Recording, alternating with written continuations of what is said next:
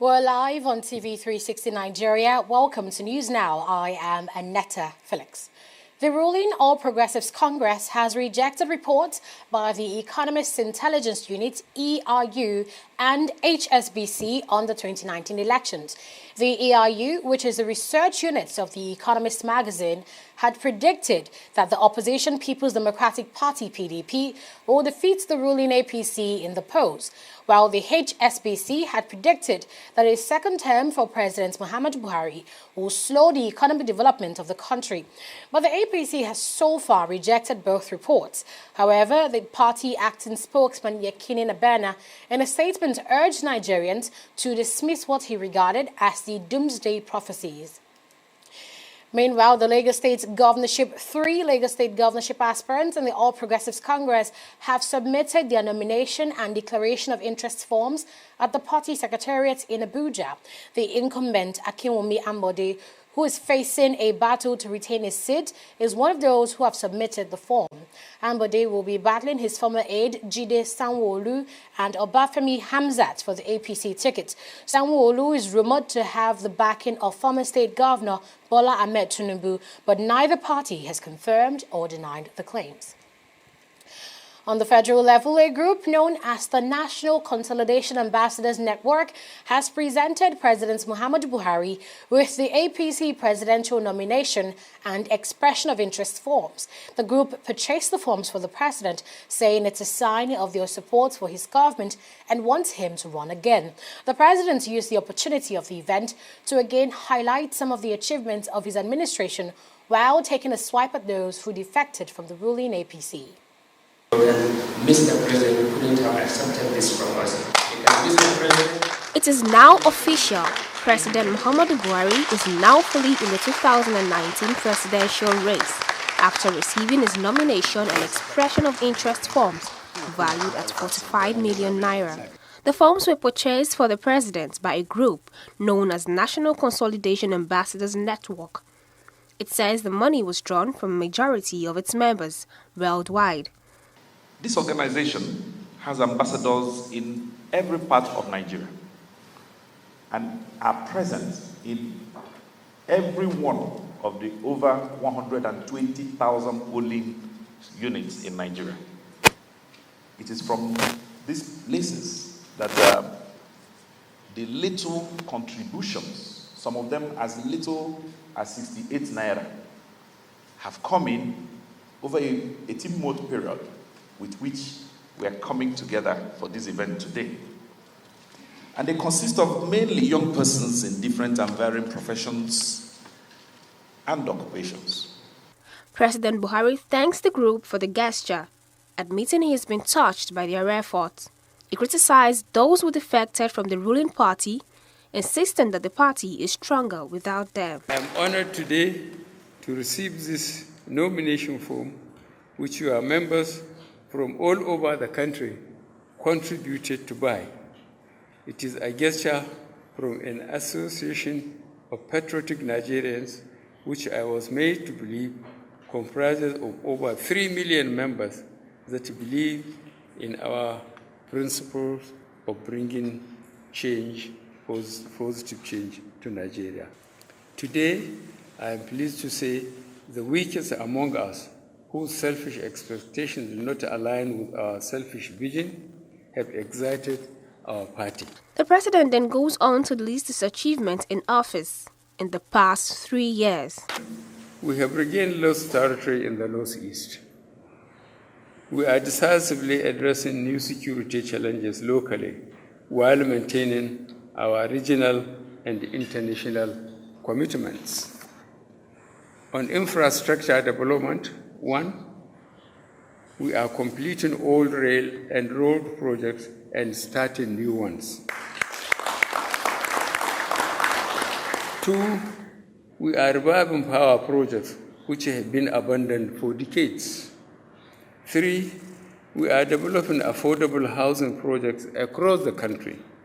4, we have commenced the long overdue repairs and upgrades of our sea and airports facilities. On food security, we have supported our farmers to produce. We have rehabilitated abandoned fertilizer plants. We have seen unprecedented investment in food processing. All these have led to a decline in food and other agricultural imports. Our fight against corruption is also yielding results. The strict implementation of the Treasury single account has stopped the leakages in government activities. Our aggressive anti-corruption campaign has shown that it is no longer business as usual. Our social investment program is 1, feeding children in schools, 2, giving microcredit loans to entrepreneurs in the rural economy, 3, providing jobs for unemployed graduates, and 4, providing cash to the most vulnerable and poorest Nigerians. Our economic recovery and growth plan has created the platform for a diversified, sustainable, and inclusive economy for future generations. There has been suggestions that President Buhari has broken some of the country's laws by accepting the nomination form. But the chairman of his campaign organization, Rotimi Amechi, dismisses those suggestions. The law talks about 3 million naira for campaign. 1 million for campaign. For campaign. It is a 1 million for purchase of form. That the law didn't cover that. But again, it's immaterial. What's material is that it's just not one person that bought the form. You can see the delegation that came. It was a huge delegation. That's exactly what happened. And it's an indication that we are prepared for the election. Now, the president has put the first step forward to show, the official first step forward to show that he wants to run for a second term for the presidency of the Federal Republic of Nigeria. 2019 general election is scheduled for February 16, 2019. Buhari will know if he will be the APC's flag bearer at the party's primary scheduled for September 20, 2018. Meanwhile, the president has submitted his nomination form to the headquarters of the All Progressive Congress in Abuja. The National Security Advisor, Babagana Mungono, has warned security agencies that they will be held responsible for any infraction committed during the general elections. Mungono says forthcoming elections have to be conducted in a way that will portray Nigeria in a positive light, adding that excuses will not be tolerated for misdemeanor in the course of their duty. He also noted that there will be election security seminar to streamline all areas that may hinder the success of the elections. Meanwhile, the opposition People's Democratic Party insists its presidential primary and national convention still holds on Friday, October 5th to Saturday, October 6th, as earlier scheduled. There are at least 12 aspirants competing for the PDP ticket, including ex-Vice President Atiku Abubakar, Senate President Bukola Saraki, and Governor Aminu Tambuwal of Sokoto. In the same vein, the party's governorship primary across all states of the Federation holds on Wednesday, September 26th. This will be preceded by senatorial primary on Friday, September 28th, while the House of Representatives primary will hold on Sunday, September 30th. The party had also approved Tuesday, October 2nd, for House of Assembly primary across all states of the Federation. President Muhammadu Buhari says his administration will ensure cautious utilization of recovered stolen public funds to address the nation's socio-economic problems. President Buhari, who stated this when he received the report of the three-man committee set up to audit recovered funds at the presidential villa Abuja, said loopholes for stealing public funds must be blocked. He said his administration will not allow the wanton division and embezzlement of public funds into private pockets. According to him, the federal government will continue to take all necessary measures to deprive looters of public assets access to the fruits of their crimes. Given our history of impunity, much of Nigeria's wealth has historically been squandered or stolen, leaving us with inadequate infrastructure for our growing population and the economy. Asset recovery is thus one of the essential tools for fighting corruption, and we must therefore take issues of managing such recovered assets very seriously. We must utilize proceeds of our recoveries optimally to address our economic and social problems, and loopholes for stealing public funds must be blocked.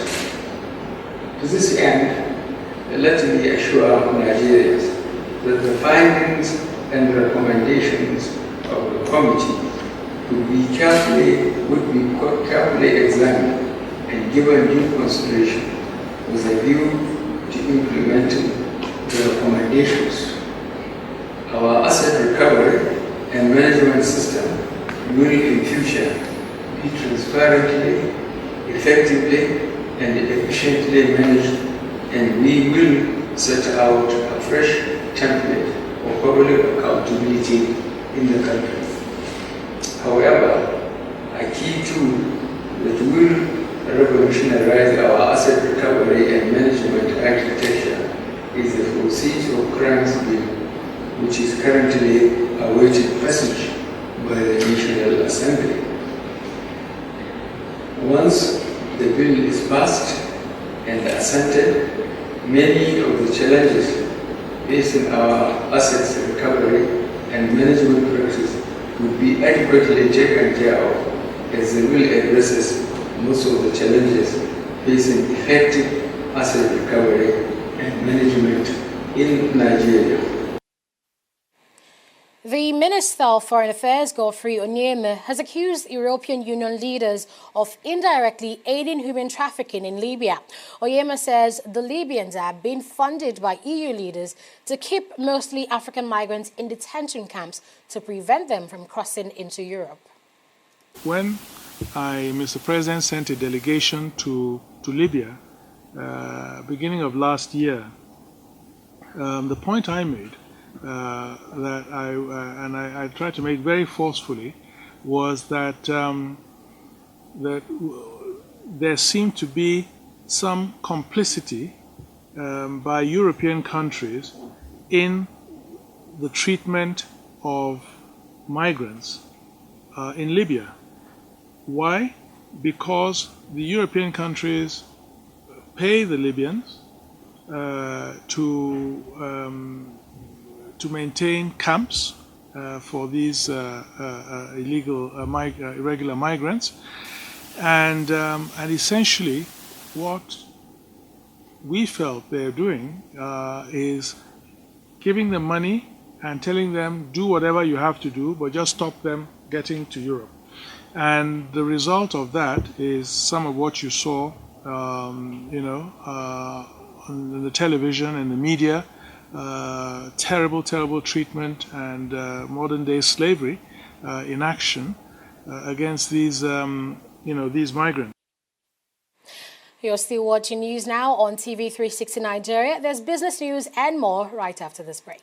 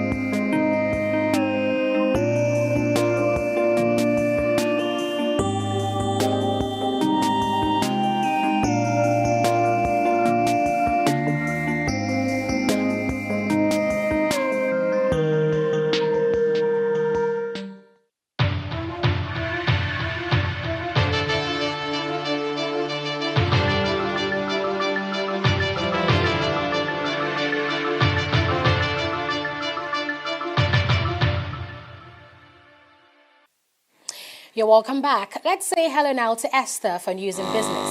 Hello, Esther. Hello, Netta. So I hear that a Nigerian minister has responded to news that broke last month about the slow rise in Nigeria's GDP. Let's have the details on that, please. Yes, actually, the Nigerian government says it is pleased with the growth of the Nigerian economy despite the slow pace reported in the second quarter of 2018. The Nigerian economy had grown by 1.50% year-on-year in real terms to 16.58 trillion naira, but the rise was 0.45% points slower than the 1.95% recorded in the first quarter of 2018. Now, despite the result, the Minister of Budget and National Planning, Udoma, says the government is pleased with the performance of the economy. He, however, noted that the government is worried by the slow pace of the agriculture and all sectors. He says the government is working to get agriculture to go back to the 3% growth and crude oil production back to over 2 million barrels a day. Today I made a presentation based on the latest NBS numbers, which you are familiar with, that the economy grew in the second quarter by 1.5%. But what is encouraging to council is that non-oil has continued to grow, that the non-oil grew by 2.05%. And we're very encouraged by this because this is consistent with the Economic Recovery and Growth Plan objectives. However, council were a bit concerned about agriculture as well as crude oil. And so we intend to intensify efforts in agriculture, which have been affected by some of the insecurity in some parts and some of the clashes, which are now being contained. So we expect agriculture to pick up again, and we expect agriculture to go back to the 3%, which we had been experiencing before. Then in terms of crude oil production, we're going to intensify work to get crude oil production back to over 2 million barrels a day. The federal government is currently negotiating a loan of about $6 billion with the China Export-Import Bank for the construction of the Ibadan-Kano rail line. Now, it has also approved $195 million for the security of Nigeria's waterways by an Israeli firm in order to curb criminal activities in the maritime sector. And the Minister of Transportation, Rotimi Amechi, disclosed these at an interactive session with journalists in Abuja on Tuesday. Oil prices rose on Wednesday after a report of a decline in U.S. crude inventories and looming sanctions against Iran raised expectations of tightening supply. Now, U.S. crude futures were at $69.93 a barrel, while Brent crude futures climbed 30 cents to $79.36 a barrel. U.S. crude stocks fell by 8.6 million barrels in the week to September 7 to 395.9 million. Now, official data will be published by the U.S. Energy Information Administration on Wednesday. Now, outside the United States, traders have been focusing on the impact of U.S. sanctions against Iran that would target all exports from November. Washington has put pressure on other governments to also cut imports, and many countries and companies are already falling in line and reducing purchases, triggering expectations of a tighter market. But we're going to turn our focus right now to the stock market report.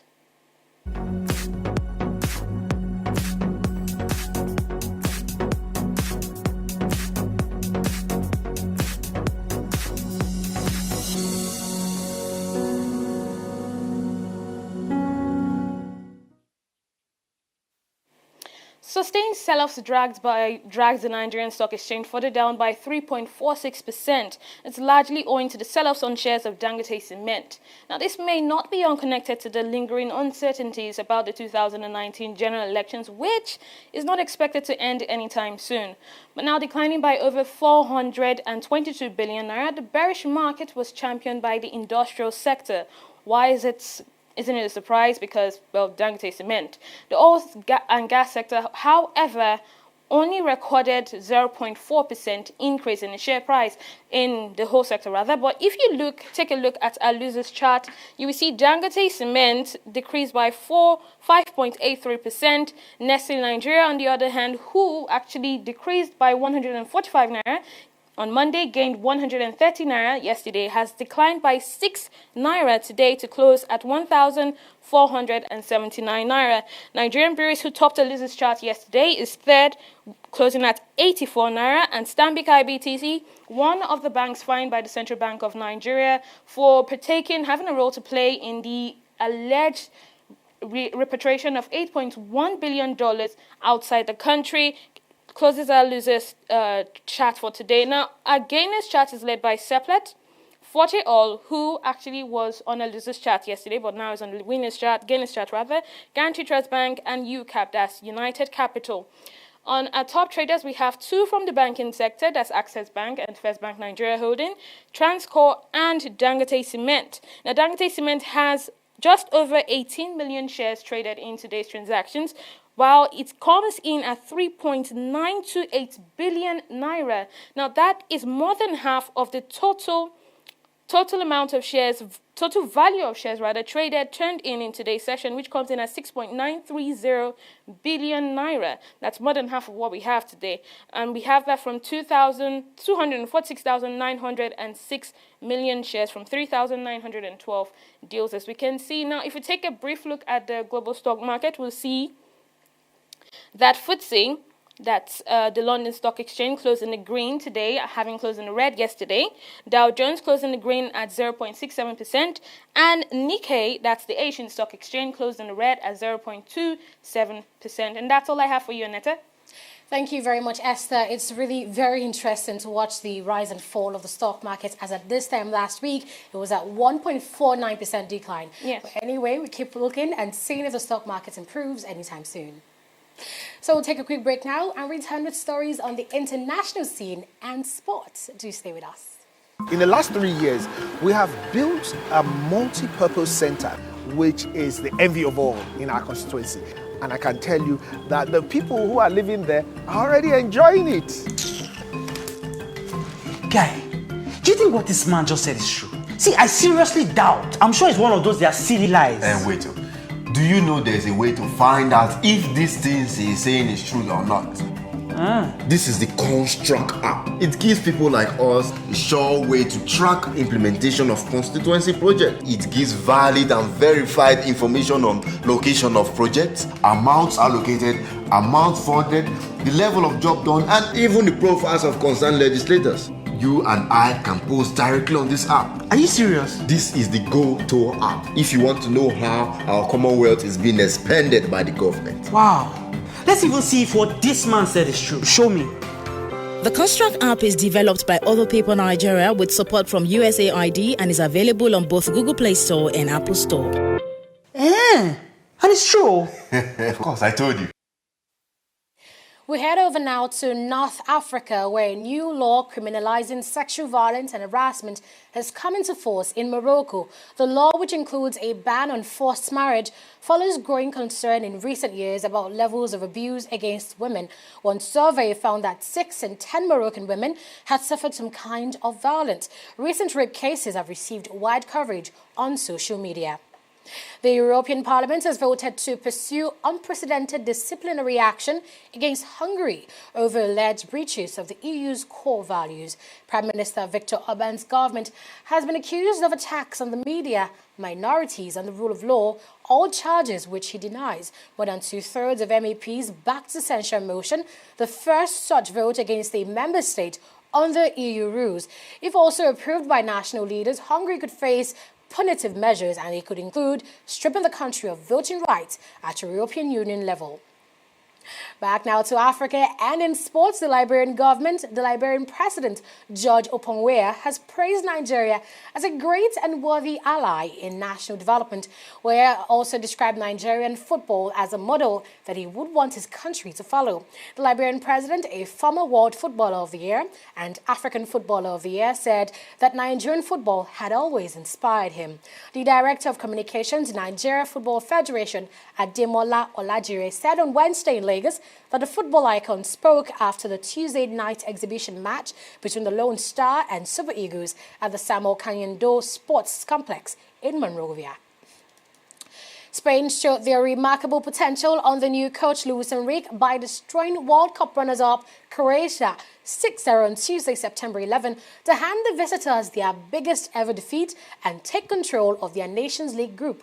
Midfielder Saul Niguez scored in his home city of Elche by heading home midway through the first half, giving Spain the lead against the run of play after Croatia had made a bright start and missed two good chances. The hosts soon increased their lead with two thumping strikes from Marco Asensio, the second of which was given as an own goal to Croatia goalkeeper Lovre Kalinic as it bounced off after him after crashing against the crossbar.